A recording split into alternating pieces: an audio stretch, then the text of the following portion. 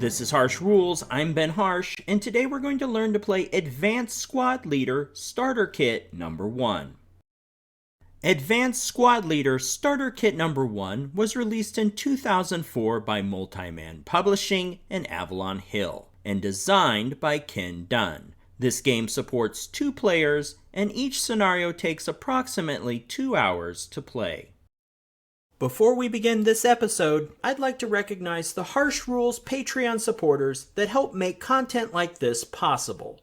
If you'd like to support the channel, head over to patreon.com/harshrules to learn more. And once again, thank you for your support.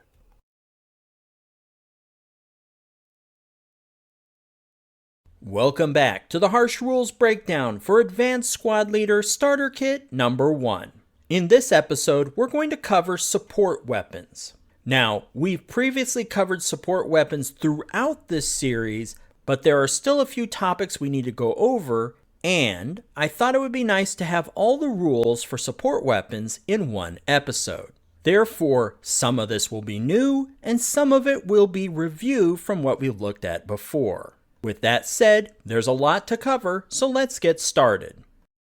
Let's begin with an overview of all the support weapons in Starter Kit number 1. There are 3 types of support weapons: machine guns, flamethrowers, and demolition charges. There are 3 weights of machine guns: light machine guns, medium machine guns, and heavy machine guns. But all 3 weights follow the same machine gun support weapon rules. Flamethrowers and demolition charges have their own support weapon rules. Now, before we move on to the next section, you'll notice that in Starter Kit number 1, each of the 3 forces, US, German, and Russian, do not always have access to all the different types of support weapons. In Advanced Squad Leader Starter Kit number 1, US forces do not have access to light machine guns or demolition charges. German forces have access to all support weapons, and Russian forces do not have access to heavy machine guns or flamethrowers.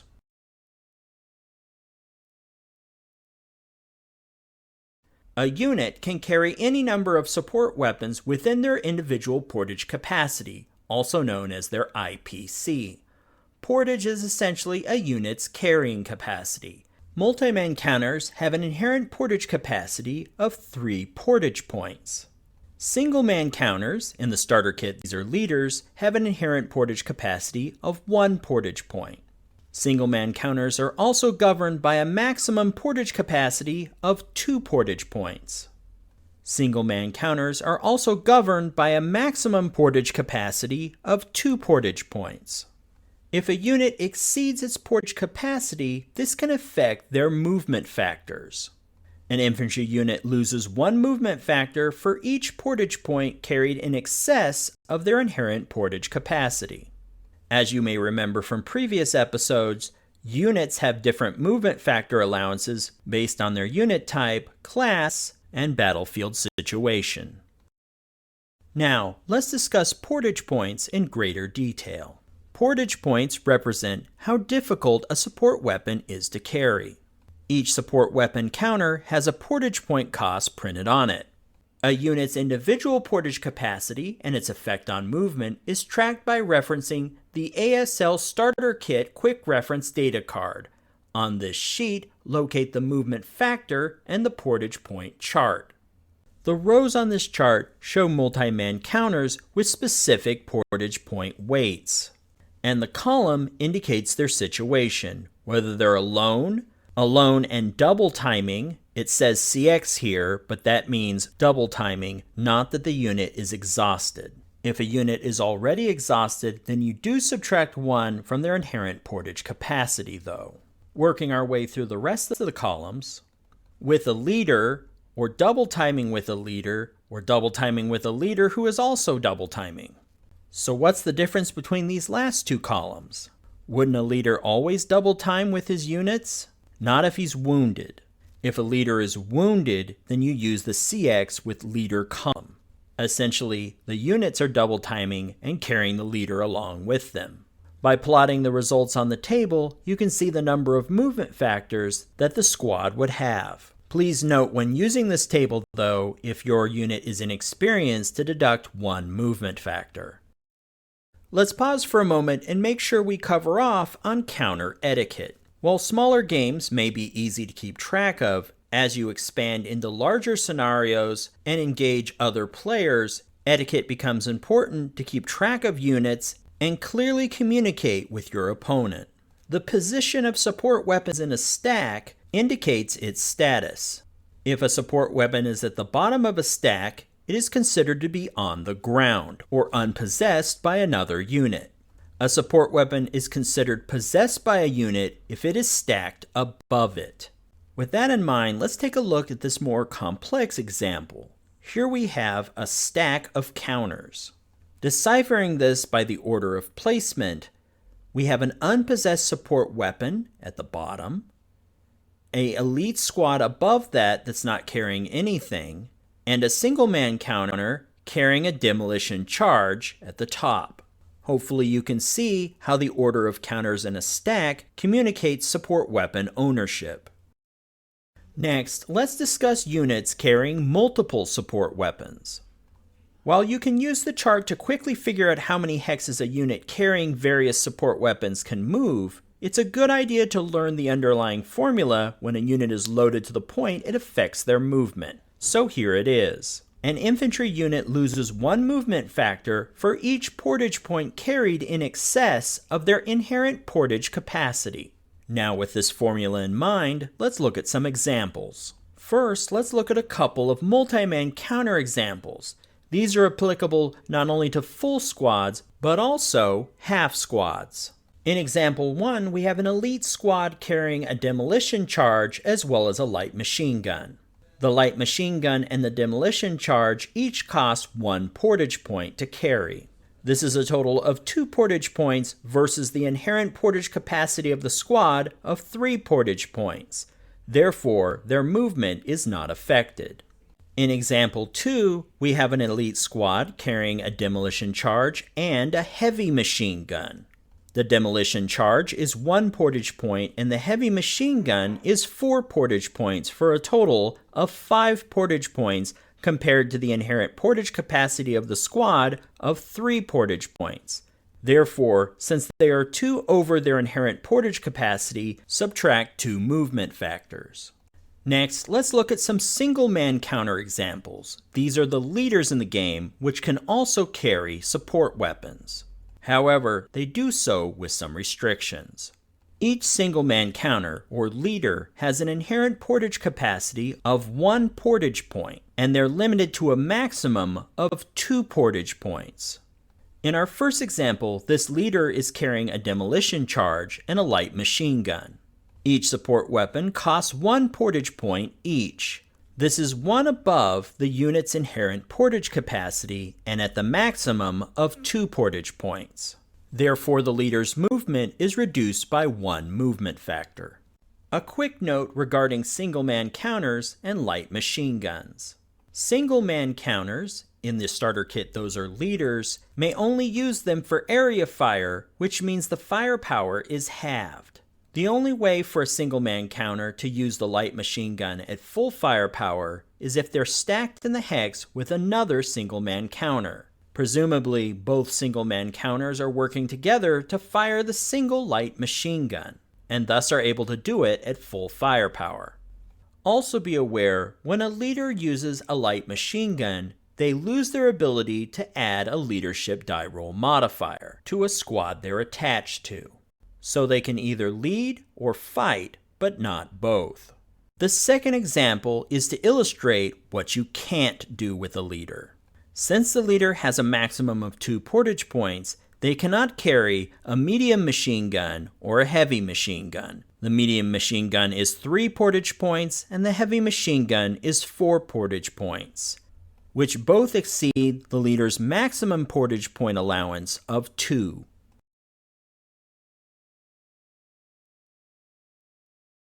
There are 3 main ways a unit may lose possession of, or in other words drop, a support weapon. First is voluntary. An unbroken unit may drop possession of a support weapon at no movement factor cost during its movement phase or advancing phase. A quick note here, if a unit drops possession of a support weapon at the start of an allowed phase prior to expending movement factors, that support weapon is assumed to have been unpossessed and hence not ported by any unit at the start of the phase.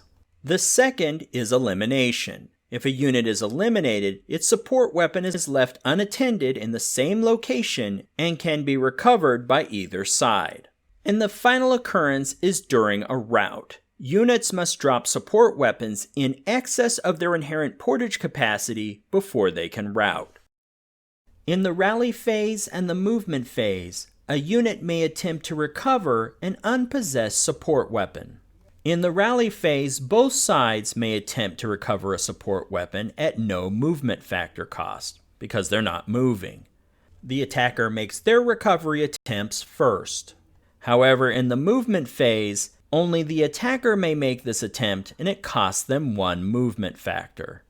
Regardless of the phase, though, to make a recovery attempt, the player rolls a single 6-sided die, and attempts to get a die result less than 6. If the unit is making the attempt while exhausted, in other words, they have a CX marker on them, then there's a +1 die roll modifier applied. If the die result is less than 6, then the attempt is successful and the support weapon is recovered. If the die result equals 6 or is greater, then the attempt fails and the support weapon remains unrecovered. Remember, there's a limit of 1 attempt per unit per support weapon. Next, let's take a look at captured equipment that may be recovered using this process and used with some penalties. Captured equipment. Any support weapon that has been recovered by an enemy unit may be used by its new owner subject to certain penalties. Its rate of fire is reduced by 1, and its B number or X number are decreased by 2. Also be aware that captured equipment is not repairable. This is in reference to machine guns.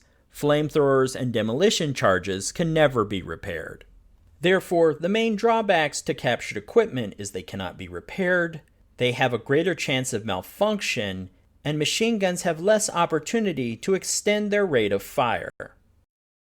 Support weapon transfers. In the rally phase, both sides may transfer support weapons. The attacker makes their transfers first. Good order units stacked in the same hex may freely transfer support weapons amongst themselves. Remember the counter etiquette we discussed earlier to properly record the transfer. The unit that has the support weapon stacked on top of it has possession. Also note, a support weapon cannot be transferred in the same turn it was recovered.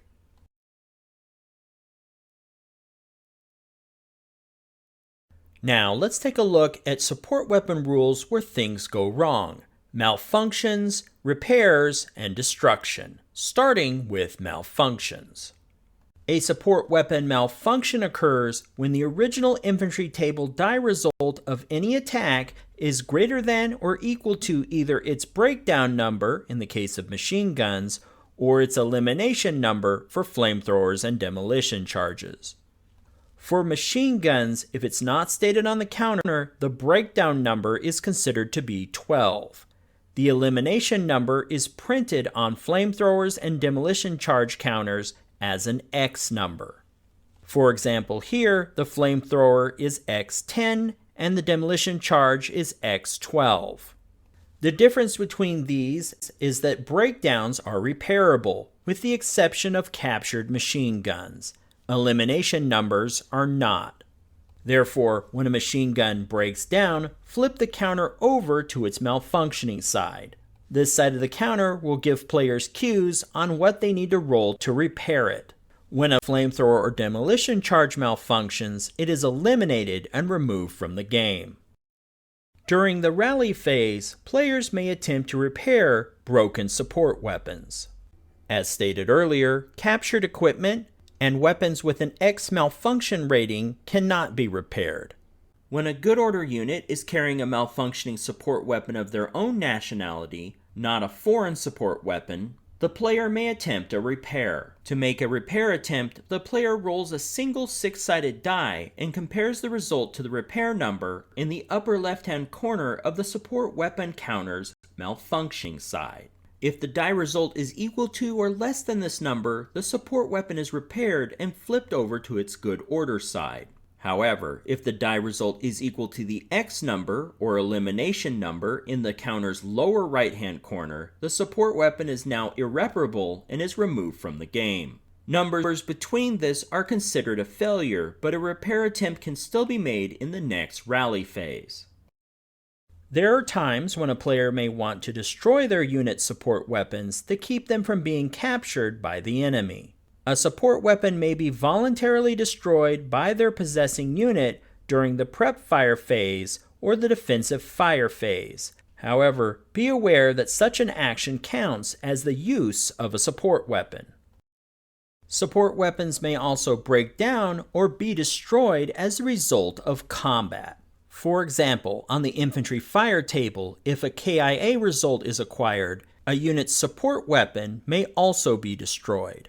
To determine this, make a subsequent single die roll on the same firepower column for each support weapon carried by the unit. A KIA result will result in the support weapon being destroyed, and a K/number result will result in the support weapon malfunctioning.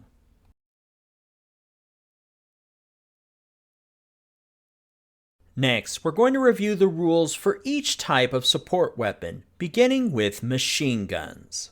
Okay, let's talk machine guns. There are 3 types: light, medium, and heavy. Bigger machine guns hit harder with increased firepower, potentially for longer with better rate of fire, and farther with increased range. Let's take a closer look now to see how these aspects compare. Let's compare each machine gun's range and firepower to see how they stack up against each other. I've ordered these support weapons from light to heavy with range in ascending order. I've broken up the hexes into color-coded ranges. The hex adjacent to the shooter is overlaid in red, which is for point-blank fire. Remember, firepower is doubled at this range. Next, the hexes overlaid in orange are normal range at the regular firepower listed on the counter. Hexes overlaid with yellow represent long range up to 16 hexes. This is the maximum range for all machine guns without leadership direction. Firepower is halved at long range. Finally, hexes overlaid in white indicate long range fire with leadership direction. Firepower here is also halved. As you can see, light machine gun range tops out at 16 hexes, with the Russian version's max range at 12 hexes and the German light machine guns at 16 hexes.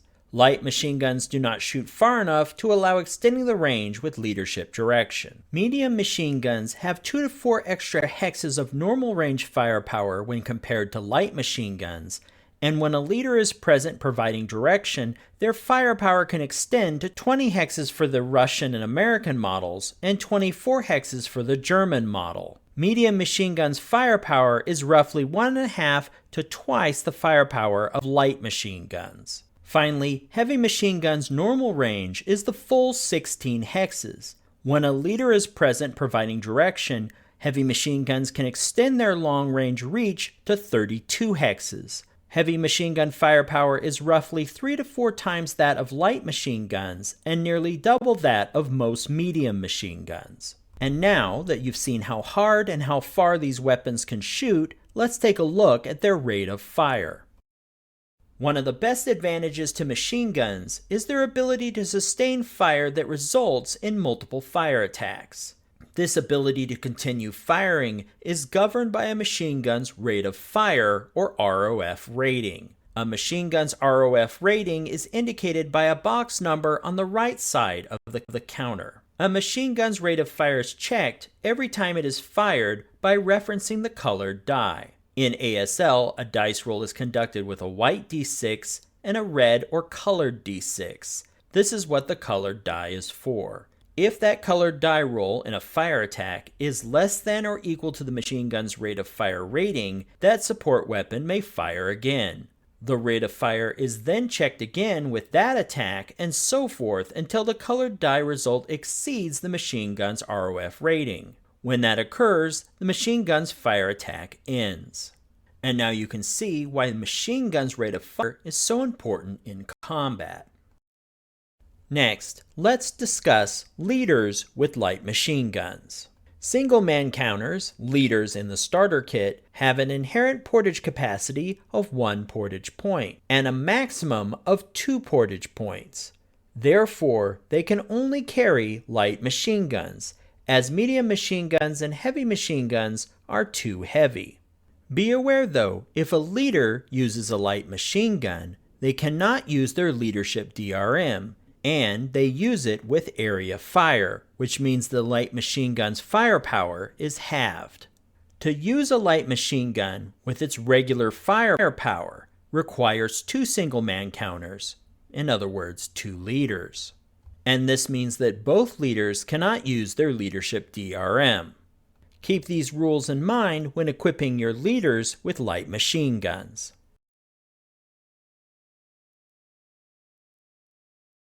Flamethrowers are extremely powerful close-range weapons with a firepower of 24.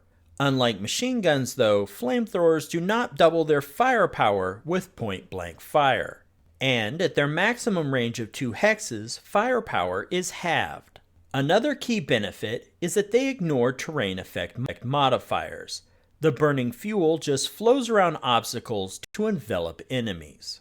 There are also several opportunities to use flamethrowers throughout the turn, with little modification. For example, as noted on the back of the counter, flamethrowers are not halved when used during the advancing fire phase.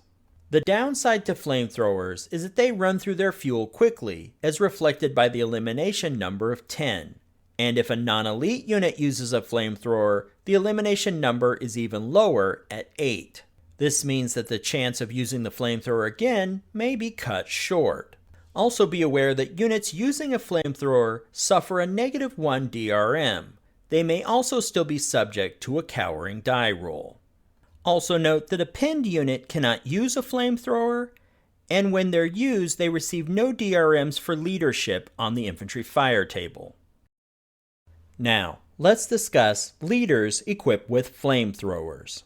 Yes, in fact, leaders can carry flamethrowers.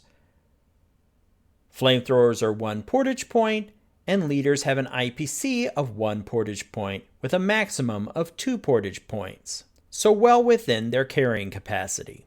However, much like light machine guns, flamethrower attacks with a leader are considered area fire, and their firepower is halved. And no, you cannot use 2 single-man counters like you do with a light machine gun to use the flamethrower at full firepower. To be honest, flamethrowers are like a backpack. I don't even know how you'd make that work anyway.